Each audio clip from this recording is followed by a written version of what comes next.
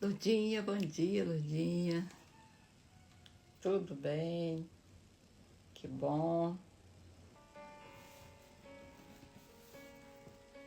Hoje não vamos demorar a começar não, né? Quem vai chegando, vai acompanhando. Oi, Miss, bom dia. Tudo bem? Bora começar? Vamos orar, vamos entregar para o Senhor mais esse dia, né? Pedir a Ele que esteja conosco, que abra nossa mente, nosso coração, que traga revelação, né, para nós. Bom dia, Maria. Então vamos nós. Pai, muito obrigada, Senhor, por mais um dia de vida, Senhor. Obrigada, porque contamos com a Tua presença, Senhor. Porque nós temos a certeza que o Senhor está conosco, está nos guardando, nos protegendo, nos guiando, nos dando sabedoria, Pai. Nos dando coragem, meu Deus, persistência, para que possamos continuar, Senhor, lendo, Senhor, e conhecendo a Tua palavra, através das Tuas revelações, Senhor. Nós te pedimos, Pai, que o Senhor nos dê sabedoria divina, meu Deus, para que possamos, meu Deus, ler, entender e colocar em prática, Senhor, todos os Seus ensinamentos, meu Deus. Pai de bondade, nós te pedimos proteção, Senhor. Pedimos que o Senhor guarde a vida de todas as pessoas que estão aqui no ao vivo, Pai. Guarde a família, guarde a vida de cada uma. Eu peço também, Senhor, que o Senhor guarde a minha vida, guarde a minha família, Senhor. E traga revelação, Pai. Essa é a oração que fazemos em nome de Jesus, que vive e reina para sempre. Amém. Glória a Deus, né? Por mais esse dia. Bom dia de Gé.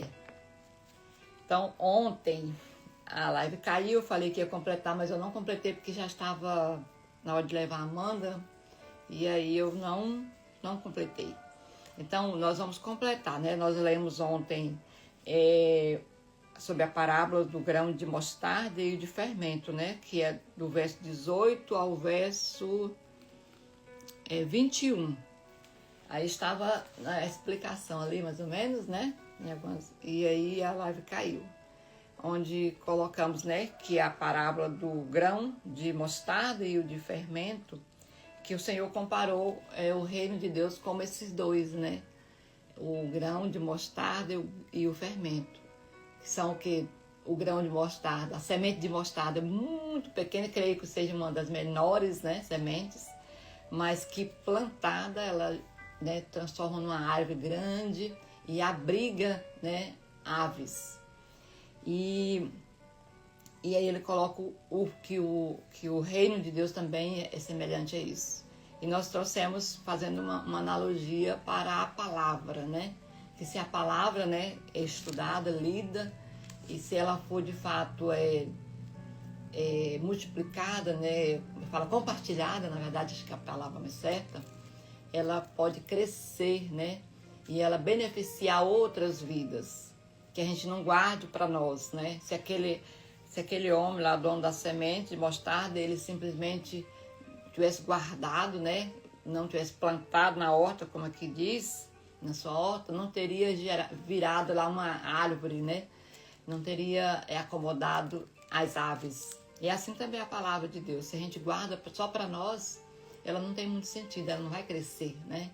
Ela não vai beneficiar outras vidas. E assim como o fermento também, de uma forma ali invisível, né, sutil, o fermento ele transforma a massa, ele muda a massa por dentro e por fora, né, que o bolo, o pão, ele acaba sendo modificado, né, transformado. Então, de forma sutil, né? Então, Deus trabalha de forma silenciosa, mas poderosa, né, de todas as formas. Para você observar o quanto que Jesus, né, como que eram os ensinamentos de Jesus. Gente, eu fiquei analisando depois, né, a semente de mostarda, o que ela gera? Né, muito pequenininha, gente, gera muita coisa. Uma palavra que a gente der para uma pessoa também, ela pode matar aquela pessoa, mas ela pode também salvar a vida dela, né? Então, assim, que a palavra do Senhor ela é poderosa, muito poderosa. Que nós possamos multiplicar, levar para outras pessoas, que a gente pode salvar vidas, né, com a palavra. E de forma silenciosa, né? Que a gente também não ignore, né? Ah, minha fé é tão pequena. Aqui está mostrando, o grão de mostarda é pequeno. Mas dependendo da forma que é plantada. Fabrina, bom dia, Fabrina. Que foi cuidada, né? O que ela gera. É a mesma coisa da nossa fé, né? Nossos começos, né? De repente fala, não, eu não vou falar ali, não, que sou muito tímida. Mas não ignore os começos. Né? A gente começa assim, falando dentro da nossa casa, para o nosso vizinho, nosso colega de trabalho, né? De uma forma discreta. Você pode falar da palavra do Senhor. E ela pode crescer, né? Eu sou fruto disso, né? A Aninha, ela foi persistente comigo, né? Mesmo eu já estando na igreja, já tinha aceitado, já estava lá, mas eu era muito ausente, né? Eu estava ali, mas não tinha muito... eu não tinha a revelação que eu tenho hoje. Eu não tinha Jesus como eu vejo hoje, né? Não, eu não tinha o reino de Deus como eu vejo hoje, não. Mas precisou de alguém, né? Que não esquecia de mim. Tinha algum evento, alguma atividade, ela sempre me envolvia. Ela ligava e falava, né? E lá no trabalho mesmo, ela chegava e ela me conquistou. Então, que nós também possamos ser assim, né? A gente seja persistente. E aí, como o fermento, nós vamos crescendo ali dentro, né? Que quem faz esse crescimento não é a pessoa que jogou o fermento, não. Né? Ele lá silenciou, está fazendo isso. E quem faz isso na vida das pessoas é o Espírito Santo. Nós levamos o fermento e colocamos na vida da pessoa e deixamos lá. O resultado, né, que é o crescimento do fermento ali, vamos assim dizer, é o Espírito Santo que faz. É o Espírito Santo que pega aquela semente que você colocou naquela pessoa e ele vai transformando a vida dela com aquela sementinha que nós levamos lá. Então, que a gente não esqueça disso, né? E aí, lá no verso 22, começa a falar sobre a porta estreita, né? Então, a porta estreita, que eu lembro quando eu era criança, eu ouvia falar muito disso, que para o céu é a porta estreita. Eu falava, pensava, nossa, então deve ser muito difícil esse negócio da porta estreita. Mas é melhor a mais larga, que é mais fácil, né? Aí quando a gente conhece, a gente vê, né, por quê. Então vamos lá, né? Depois Jesus foi pelas cidades, depois de todo aquele ensinamento dele, né? Ele foi pelas cidades e povoados e ensinava, prosseguindo em direção a Jerusalém. Alguém lhe perguntou, Senhor, serão poucos os salvos? Ele lhes disse, esforce-se para entrar pela porta estreita, porque eu digo a vocês que muitos tentarão entrar e não conseguirão. Quando o dono da casa se levantar e fechar a porta, vocês ficarão do lado de fora, batendo e pedindo, Senhor, abre-nos a porta. Ele, porém, responderá, não os conheço, nem sei de onde vocês são. Então vocês dirão, comemos e bebemos contigo, e ensinaste nas nossas ruas. Ele, porém, responderá, não os conheço, nem sei de onde vocês são. Afastem-se de mim, todos vocês que praticam a injustiça. Ali haverá choro e ranger de dentes, quando vocês virem Abraão, Isaque, Jacó e todos os profetas no reino de Deus, mas vocês excluídos. Pessoas virão do Oriente e do Ocidente, do Norte e do Sul, e se sentarão à mesa do reino de Deus. De fato, há últimos que serão os primeiros, e há primeiros que serão últimos. Gente, aqui mostra que a porta estreita, né, é um caminho que exige, né, renúncia. Por isso que é estreita.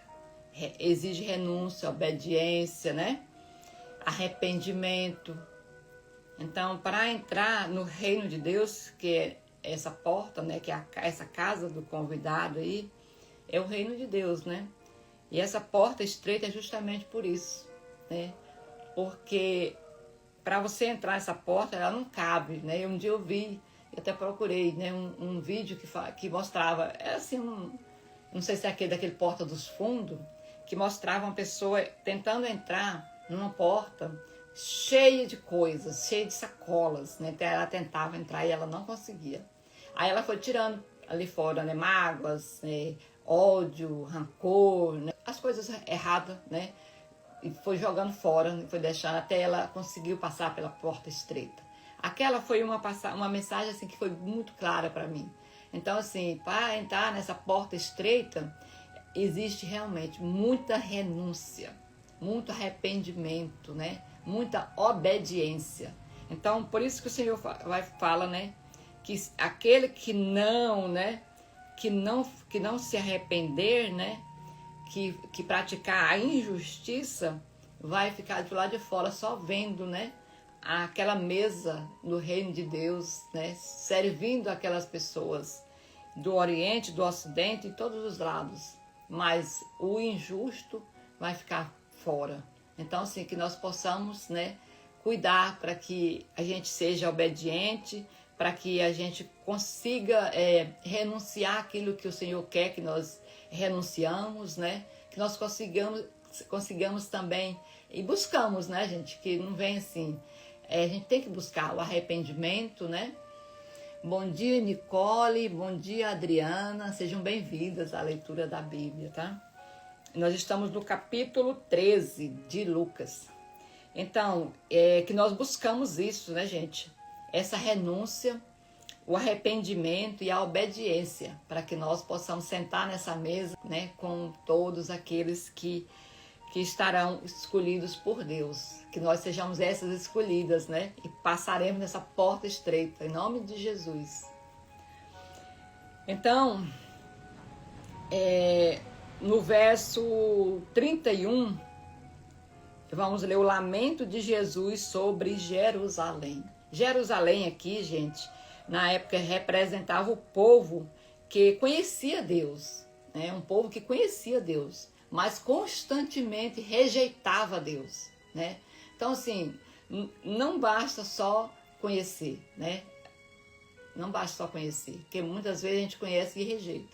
Então, tem que conhecer e aceitar, né? E obedecer. Então, a partir do verso 31. Naquela mesma hora, alguns fariseus aproximaram-se de Jesus e lhe disseram: saia e vá embora daqui, pois Herodes quer matar você. Ele respondeu: vão dizer àquela raposa: expulsarei demônios e curarei o povo hoje e amanhã, e no terceiro dia terminarei o que devo fazer. Todavia, preciso prosseguir hoje, amanhã e depois de amanhã, pois certamente nenhum profeta deve morrer fora de Jerusalém. Jerusalém, Jerusalém, você que mata os profetas e apedreja os que lhes são enviados. Quantas vezes eu quis reunir os seus filhos, como a galinha reúne os pintinhos debaixo das asas, mas vocês não quiseram. Eis que a casa de vocês ficará deserta. Eu digo que vocês não me verão mais, até que digam: bendito é o que vem em nome do Senhor. Então aqui ele está chamando a atenção, né? Porque Jerusalém, como foi dito no começo, né? Era um povo que conhecia a Deus, né? Tinha conhecimento de Deus e rejeitava, né? Rejeitava os profetas lá do Antigo Testamento, chegaram a apedrejar, matar, né? E Jesus está colocando ali que mais uma vez ele está ali tentando reunir os filhos, né? É como se uma galinha reunisse, né, seus filhos debaixo das suas asas. Ele está querendo dizer assim, está querendo chamar todos, eles proteger todos, mas eles não querem, né? Fazer o quê, né? Aqueles que têm o conhecimento da palavra, têm a oportunidade de ouvir, mas rejeita, né? Infelizmente. Então Deus, ele continua até hoje, né? Chamando a gente. Deus continua até hoje, acolhendo e estendendo suas asas, né? Para nos proteger. Até hoje ele busca isso, de várias formas, né? Através da leitura da palavra, através de um ensinamento, através de um colega ali que leva uma palavra para nós, e às vezes a gente rejeita o colega. São tantas as formas, né? Que o Senhor, ele coloca para nós, né, a oportunidade de a gente ajudar uma pessoa, e às vezes a gente ignora, né, a gente não ajuda, né, a oportunidade de você levar a palavra para alguém que está ali necessitado, e às vezes a gente, porque falou uma vez, a pessoa rejeitou, a gente também afasta, né? Então são tantas as formas que o Senhor, ele procura, né? Ele está ali sempre querendo nos guardar debaixo das asas dele, né? E hoje a pergunta é, nós, né? Nós estamos aceitando esse cuidado do Senhor? Nós estamos aceitando, acolhendo, né? Obedecendo, renunciando, arrependendo das coisas erradas que a gente faz, que não tem como, nós somos humanos, a gente erra mesmo, não tem como, não existe esse perfeitinho que não erra, né? Só em falar que é perfeito, que não erra, que não peca, já está pecando, né? Então, assim, que fique para nós essa lição, né? Que a gente busque, de fato, né?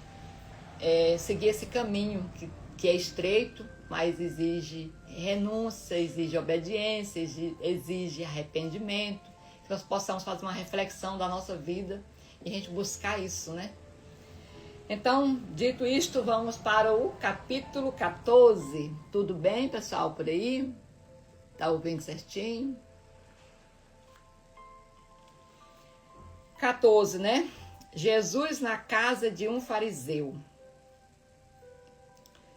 O fariseu aqui, gente, quem era o fariseu nessa época, né? A gente sempre fala dele, né? Sempre tá lá os fariseus, né? O fariseu era o homem que conhecia, né? Obrigada, Ariana, pelo retorno. O fariseu eram os homens que conheciam a lei, né? Conheciam e dominavam isso, né? Então, eles tinham conhecimento da palavra, mas não obedeciam, né? Então, certo sábado, entrando Jesus para comer na casa de um fariseu importante, observavam-no atentamente, né? Ele entrou nessa casa desse homem importante e as pessoas que estavam ali, os convidados, ficavam observando atentamente a Jesus. À frente dele estava um homem doente, com o corpo inchado. Jesus perguntou aos fariseus e aos peritos da lei. Engraçado, né? Jesus, ele observava tudo, né, gente? Ele olhava, ele via que aquela pessoa já estava com um problema, ele precisava de ajuda. Ele já queria ajudá-lo, né? Que nós tenhamos também esse olhar, gente, né? De ver uma pessoa, a gente pode pedir isso, né? Para o Espírito Santo de Deus. Pedir para Deus, Senhor, abre os meus olhos, me mostre as pessoas que de fato precisam de ajuda, né? E me dê também condições e sabedoria para ajudar essa pessoa. Então Jesus tinha esse olhar. Ele olhava, ele já via, né? Então ele viu ali aquele homem, né? Ele perguntou, né? Jesus perguntou aos fariseus e aos peritos da lei, que esses eram que conheciam a lei, que estavam ali, né? Porque eles estavam preparados, né? Eram peritos da lei, na lei de Moisés, eles conheciam bem a lei de Moisés. Aí Jesus perguntou para eles, é permitido ou não curar no sábado? Porque nós já lemos aqui para trás, já havia acontecido várias passagens, né? Que no sábado Jesus curava. E ele era repreendido por aqueles fariseus, né? Por estar curando no sábado. Aí ele perguntou, é permitido ou não curar no sábado? Eles, porém, ficaram em silêncio. Assim, tomando o homem pela mão, Jesus o curou e o mandou embora. Coitado, nem comeu, né? Só queria mesmo a cura, na verdade, né? E Jesus fez aquilo ali também como uma demonstração, né? De compaixão pelo próximo. Então ele lhes respondeu, se um de vocês tiver um filho ou um boi e este cair em um poço no dia de sábado, não irá tirá-lo imediatamente? Eles nada puderam responder. Quando notou como os convidados escolhiam os lugares de honra à mesa, Jesus lhes contou esta parábola. Então Jesus observava até a forma que as pessoas escolhiam os lugares para sentar à mesa, né? Então ele ficou observando aquilo lá. Quando alguém, e ele passou a dizer, né? Quando alguém o convidar para um banquete de casamento, não ocupe o lugar de honra, pois pode ser que tenha sido convidado alguém de maior honra do que você. Se for assim, aquele que convidou os dois virá e dirá: deu lugar a este. Então, humilhado, você precisará ocupar o lugar menos importante. Quando, porém, você for convidado, ocupe o lugar menos importante, de forma que, quando vier aquele que o convidou, diga: amigo, passe para um lugar mais importante. Então você será honrado na presença de todos os convidados. Pois todo aquele que se exalta será humilhado, e todo aquele que se humilha será exaltado. Então Jesus disse ao que o havia convidado: quando você der um banquete ou jantar, não convide os seus amigos, irmãos e parentes, nem os seus vizinhos ricos.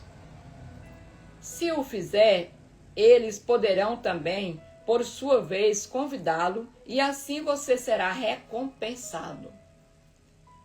Quando, porém, der um banquete, convide os pobres, os aleijados, os mancos e os cegos.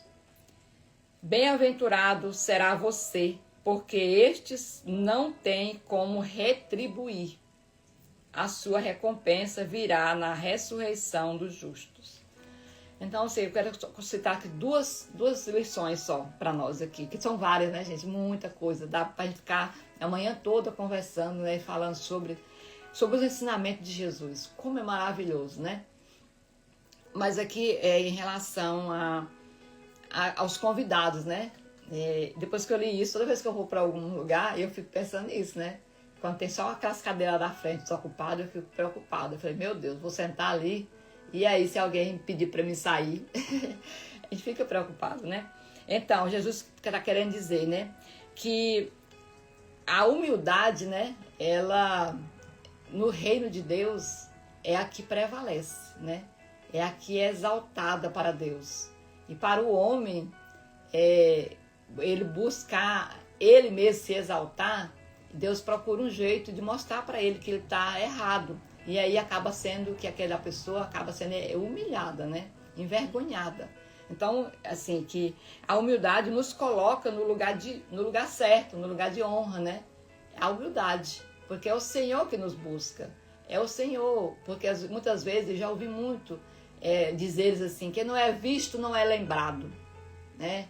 Quem não é visto não é lembrado. Não. Pelos homens, nós buscamos ser visto por Deus, não pelos homens, né? Então, quem não é visto não é lembrado aqui na terra, pelos homens. Mas por Deus não, né? Deus não precisa que a gente se esforce para se amostrar de forma alguma. Se fosse assim, o rei Davi, que estava lá no campo, né? O pai dele ofertou ali, depois nós vamos ler, né? Para quem não leu ainda isso.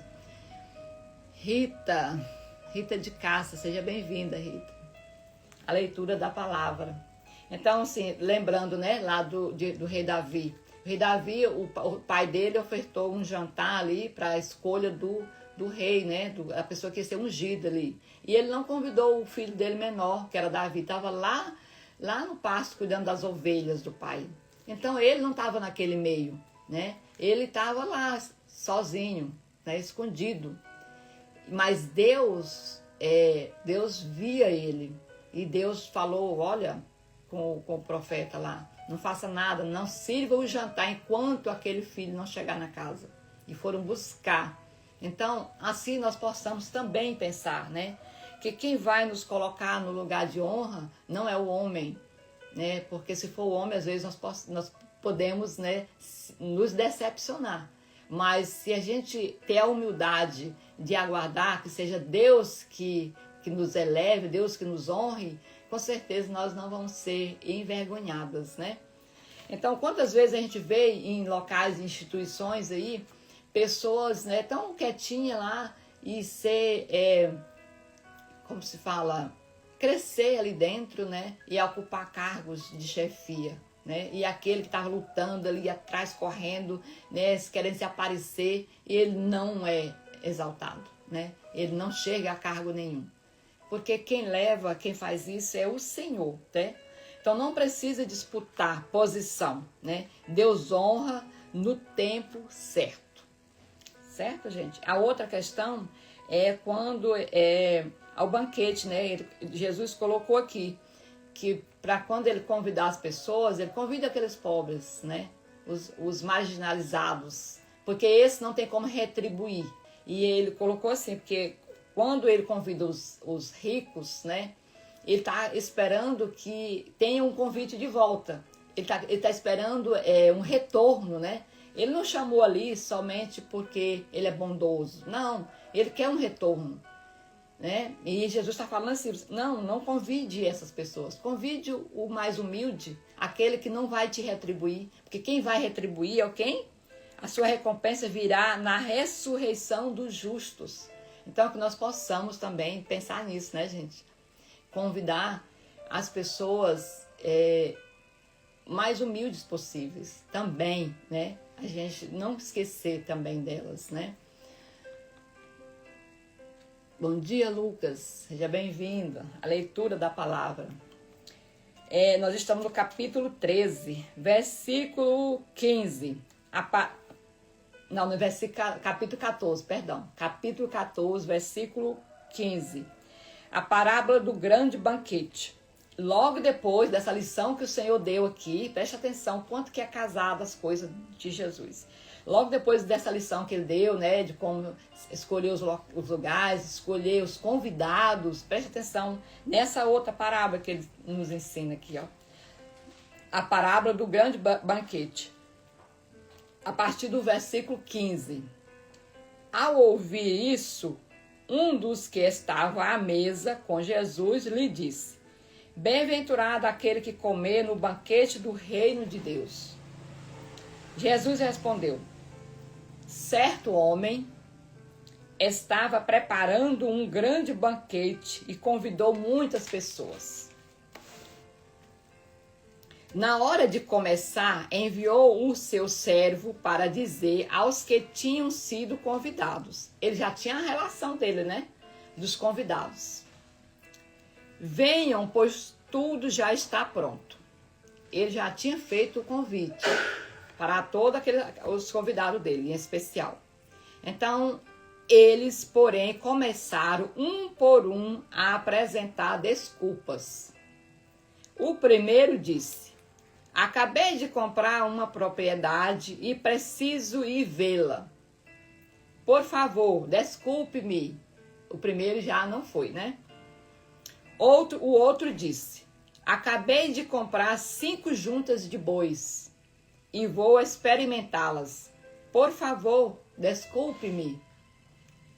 Ainda o outro disse: Acabo de me casar, por isso não posso ir. O servo voltou e relatou isso ao seu senhor.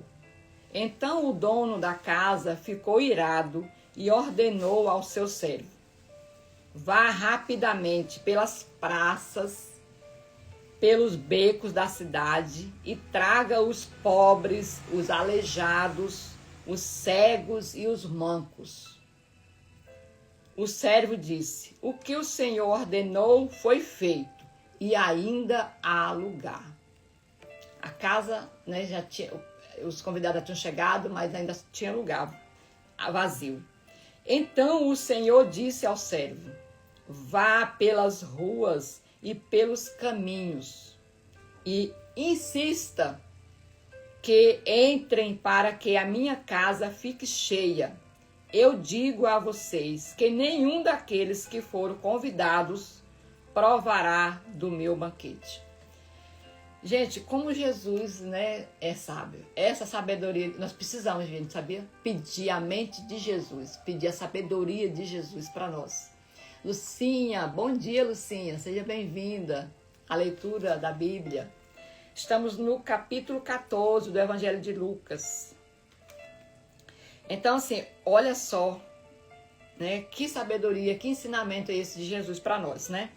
Então, Jesus quis dizer o seguinte, todos aqueles, né, seus convidados, né, cada um, eles recusaram, mas eles não recusaram assim de imediato, né?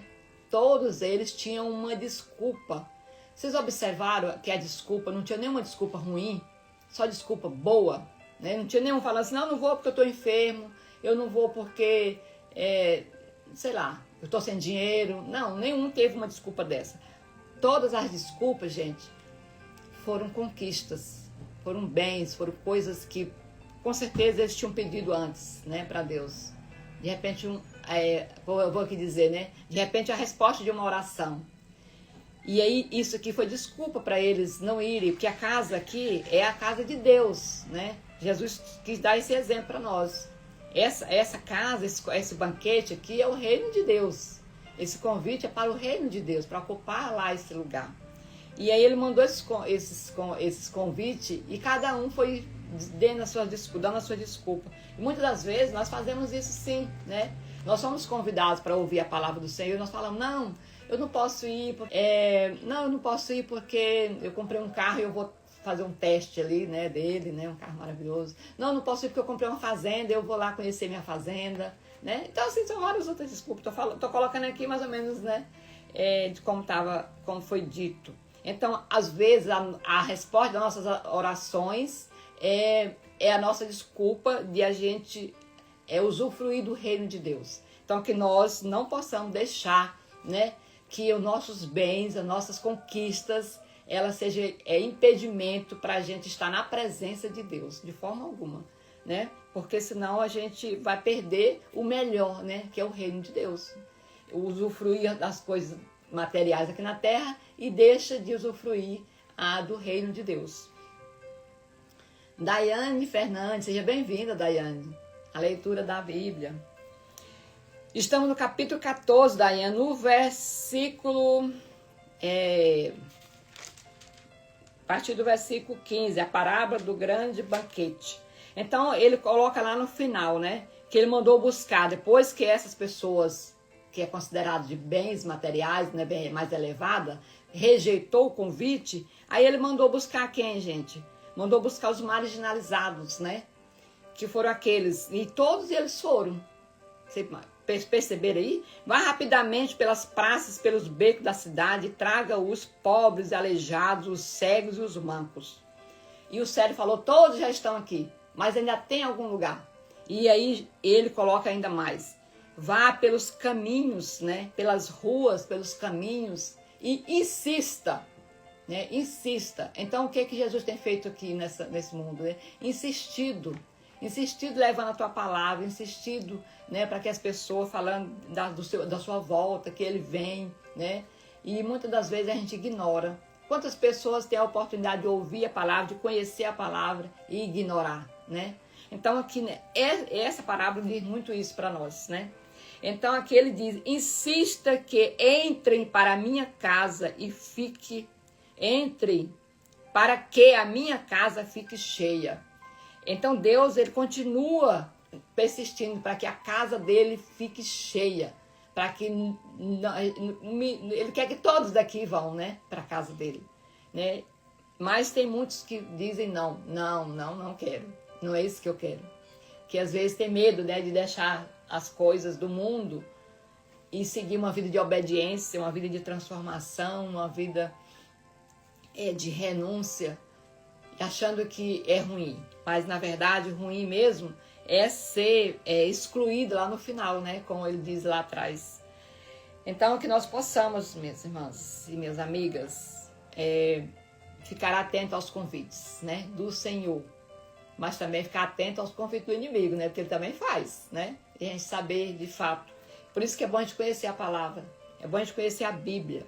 A gente lê tantos outros livros, a gente para a hora na internet olhando coisas, né? E às vezes a gente deixa de conhecer a Bíblia. Não é valorizado.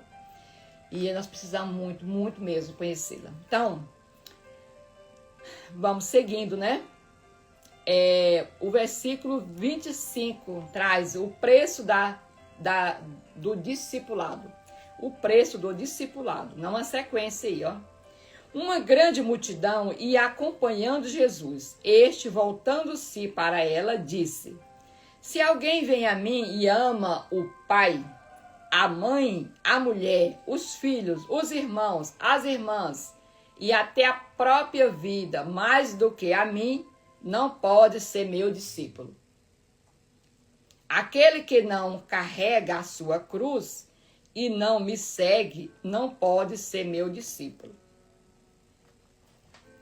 Gente, né, pesado isso aqui, né? Nós precisamos refletir muito sobre essa passagem. Porque aqui diz que Jesus está dizendo aqui para nós? Que não é para nós amar nossos pais, não é para nós amar nossos filhos? Não está dizendo isso. Bom dia, Rizeude. Seja bem-vinda à leitura da Bíblia. Ele não está dizendo que é para a gente deixar de amar nossos filhos, nosso pai. Não, ele não está dizendo isso. Ele está dizendo que aquele que amar mais. Ele está dizendo que primeiro é ele, né? Nós primeiro precisamos amar o reino de Deus.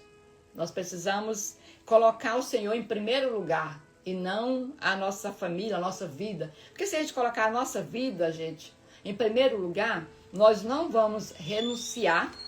Nós não vamos passar aqui, ó, na porta estreita.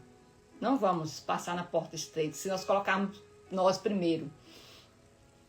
Porque nós não temos condições de nós, enquanto ser humano, né, ter capacidade de fazer as renúncias, né, da carne, que é os desejos, as coisas boas da carne, que existe mesmo, né, muitas coisas.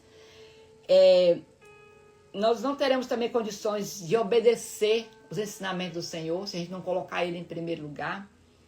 E se a gente não arrepender também, nós também não teremos condições de seguir a Jesus. Então, creio que Ele esteja dizendo nesse sentido. Primeiro a gente coloca Ele em primeiro lugar, e a gente busca Ele. E aí as outras coisas, nós vamos ter condições de amar nossos filhos, de amar nosso cônjuge, de cuidar de tudo que é nosso. Porque nós estamos ali debaixo da proteção, né, do Senhor. Nós colocamos Ele em primeiro lugar. Não é fácil, não, de forma alguma. Mas a gente busca, né, sabedoria do Senhor, que Ele nos ajuda. Rita de Cássia.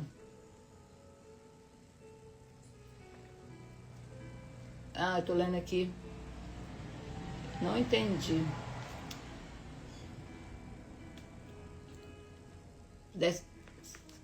Você quis falar alguma coisa aí, Rita de Cássia? Eu não entendi. Coloca novamente aí, por favor. Pode escrever bem novamente, porque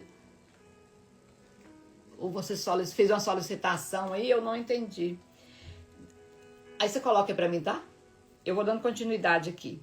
Então, gente, Jesus nunca escondeu que é fácil, né, seguir a Ele. Ele nunca colocou isso, né? Ele sempre colocou que existe realmente as renúncias. E renunciar não é fácil, gente, de forma alguma, né?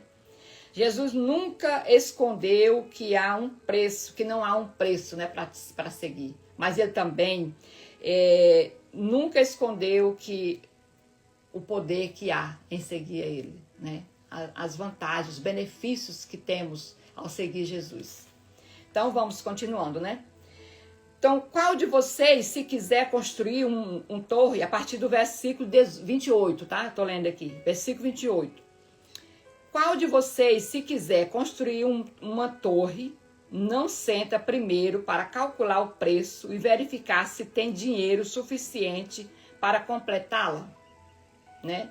Pois se lançar o alicerce e não for capaz de terminá-la, todos os que a virem zombarão dele, dizendo: este homem começou a construir e não foi capaz de terminar. Jesus quis dizer, seguir a Jesus existe, sabe o quê? A gente precisa calcular bem, analisar bem, né? Porque é uma decisão séria. Não é uma coisa qualquer, eu vou começando ali, eu largo e saio. Não, Jesus não quer dizer, Jesus quer dizer o seguinte, para seguir ele, você precisa ter conhecimento, ter cautela, porque é algo sério, né? Ele está dizendo aqui que a construção, né, as pessoas que começam e largam, com certeza as pessoas passam, nossa, fulano, né, só começou, não soube planejar. Ele quer dizer o seguinte, que no reino de Deus existe organização, existe planejamento, né? Que nós precisamos também fazer isso. Não só ali começou eu vi que, não, eu não consigo fazer, ser obediente a esse ponto, não. E você abandonar, né? Ou qual é o rei que, pretendendo sair à guerra contra outro rei, não senta primeiro e pondera se com 10.000 homens é capaz de enfrentar aquele que vem contra ele com 20.000? Se não for capaz, enviará uma delegação, enquanto o outro ainda está longe, e pedirá um acordo de paz. Da mesma forma, qualquer de vocês que não renunciar a tudo o que possui, não pode ser meu discípulo aí, né? Aqui fica claro. Então, você faz um cálculo na sua vida aí. Eu tenho um vício muito, que eu amo demais. Eu não tenho condição de deixar ele, não. Eu vou seguir Jesus com esse bendito problema aqui. Ele está falando, você pode até começar. Você faz uma avaliação, um planejamento, né? Mas você tem que buscar a transformação. Você tem que buscar a renúncia. Você tem que buscar a obediência para você seguir a Jesus. Você tem que dar bom exemplo, né? O sal é bom, mas se perder o sabor, como restaurá-lo? Não serve nem para o solo, nem para o adubo. É jogado fora.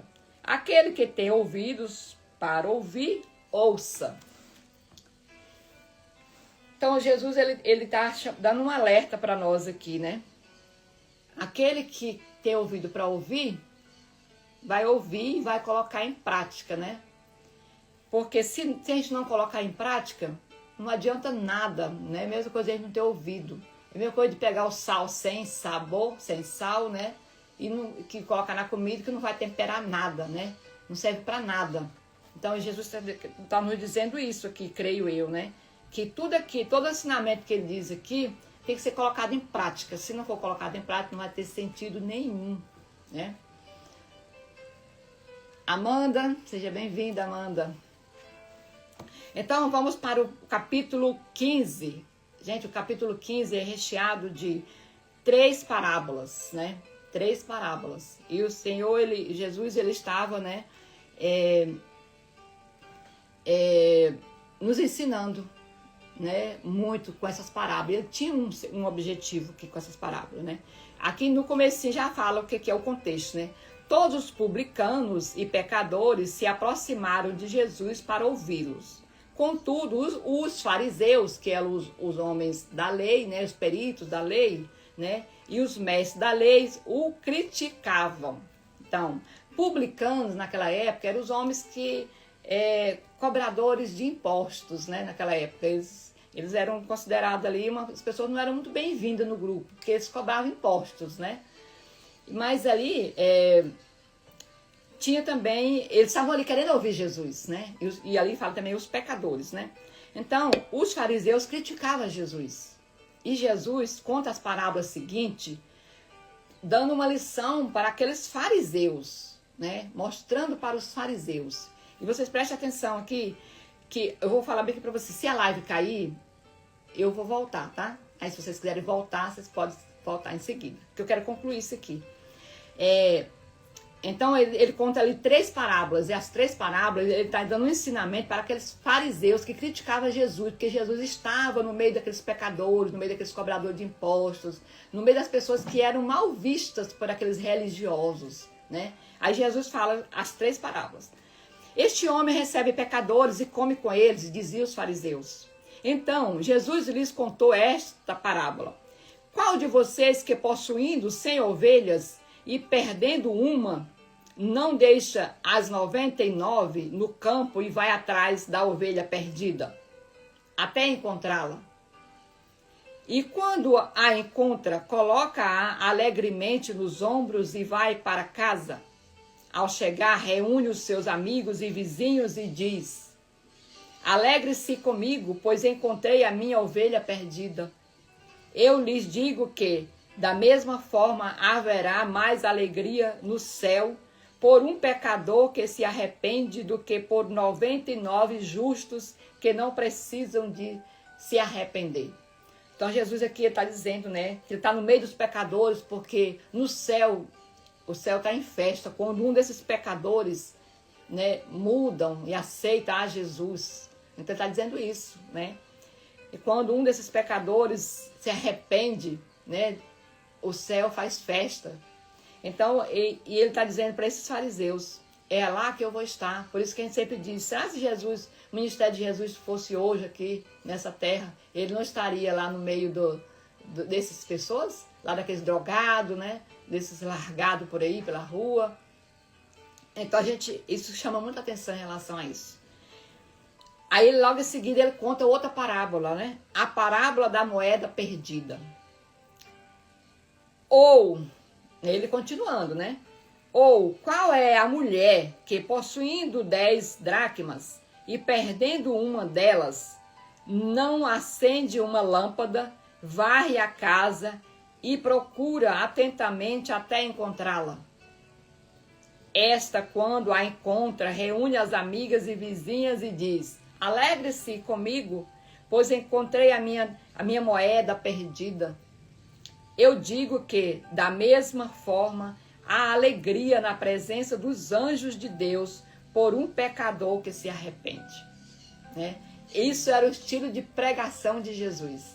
Ele estava ali pregando para aqueles fariseus, dizendo para eles: abre os olhos, esquece a lei, pensa nas pessoas, né?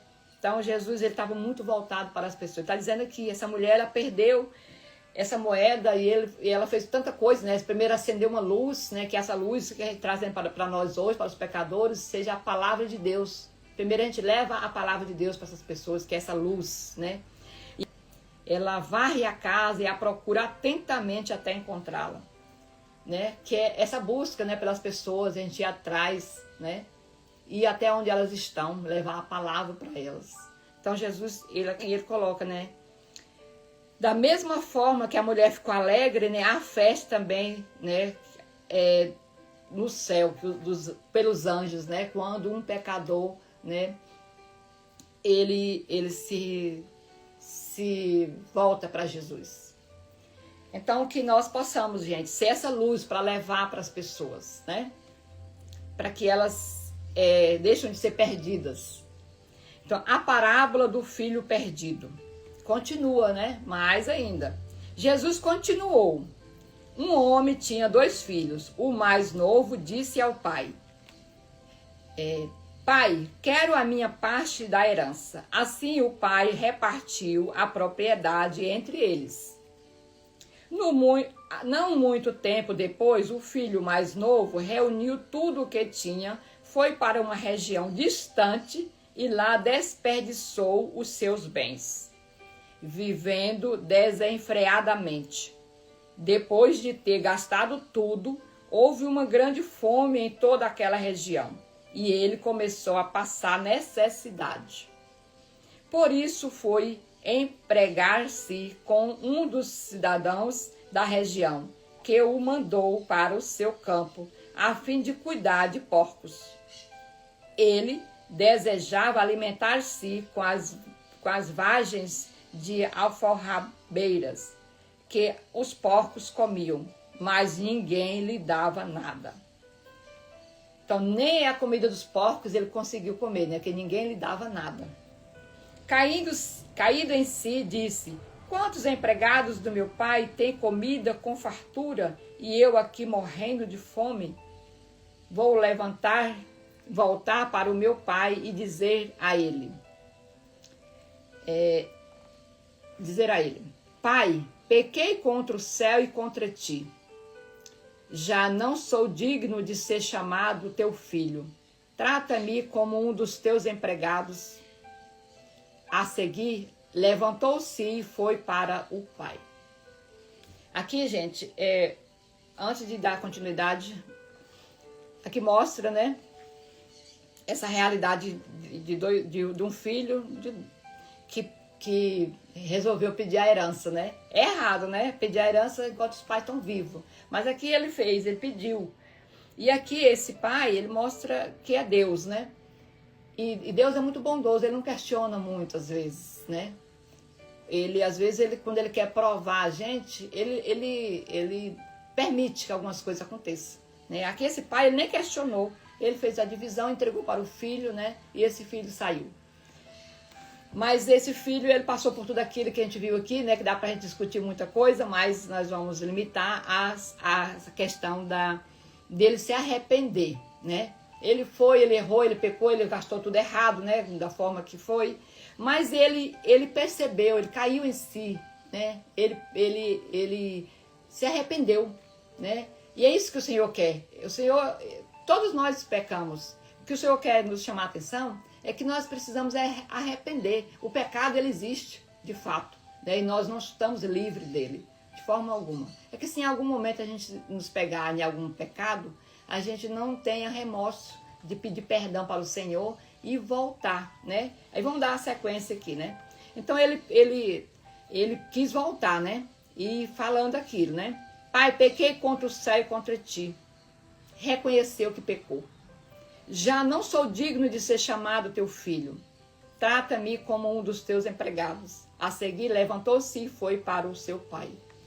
Então, ele ainda estava longe quando o pai ouviu, o qual, movido pela compaixão, correu, abraçou-o fortemente e eternamente o beijou. Aquele pai parecia que, pela leitura, que aquele pai estava sempre esperando o filho voltar, né? É assim como Deus. Deus está lá também. Quando aquele filho dele está errado, saiu do caminho, está fazendo coisas que totalmente ao contrário, né? Deus está lá prontinho, esperando aquela volta daquele filho. Ele está lá constantemente. Não importa o pecado que a pessoa fizer. Pensa aí no maior pecado para você, que você pensa assim, esse é o pior pecado do mundo. Sem ser o da blasfêmia contra o Espírito Santo, porque isso não tem perdão, né? Contra o pecado do homem mesmo. Pensa aí nesse pecado. Então, se a pessoa pecar 70 vezes ou 100 vezes, 1000 vezes mais, esse pecado que você pensou bem aí. Mas se ele se arrepender e voltar para Deus, Deus está prontinho, de braços abertos, para perdoar e para receber essa pessoa, né? Então não existe pecado, só existe o pecado contra o Espírito Santo que não tem perdão. O restante tudo tem perdão. Então, o filho lhe disse: Pai, pequei contra o céu e contra ti. Não sou mais digno de ser chamado teu filho. Contudo, o pai disse aos seus servos: Depressa, tragam a melhor roupa e vistam nele. Coloque-lhe um anel no dedo e calçado nos pés. Tragam um novilho gordo e matem-no. Vamos comer e festejar. Pois este meu filho estava morto e voltou à vida. Estava perdido e foi achado. Então começaram a festejar o seu regresso. Então, aqui aquele pai quis dar dignidade, né? Não só acolheu ali e deu a casa, né? Camila, bom dia, Camila. Seja bem-vinda à leitura da Bíblia. Então, aquele pai, ele não só deu a casa, né? Deu carinho, e ele quis voltar, né? Devolver a dignidade para aquele filho, dando um anel de filho ali para ele, né? Trazendo as melhores roupas, mandando matar o melhor novilho, festejando, né? É assim que o Senhor também recebe os pecadores que se arrependem, que buscam a Ele. É desse jeito, é com festa, é devolvendo a dignidade, né, para aquela pessoa. Porque para Deus, todos os filhos são iguais. Todos são iguais. E Ele quer todos lá, naquele banquete lá com Ele. Então Ele não quer ver nenhum fora. Então, voltando lá para o versículo 25. Enquanto isso, versículo 25. Enquanto isso, o filho primogênito estava no campo, né? O mais velho que estava lá na casa, que não saiu. Quando se aproximou da casa, ouviu a música e a dança. Então chamou um dos servos e perguntou-lhe: o que está acontecendo?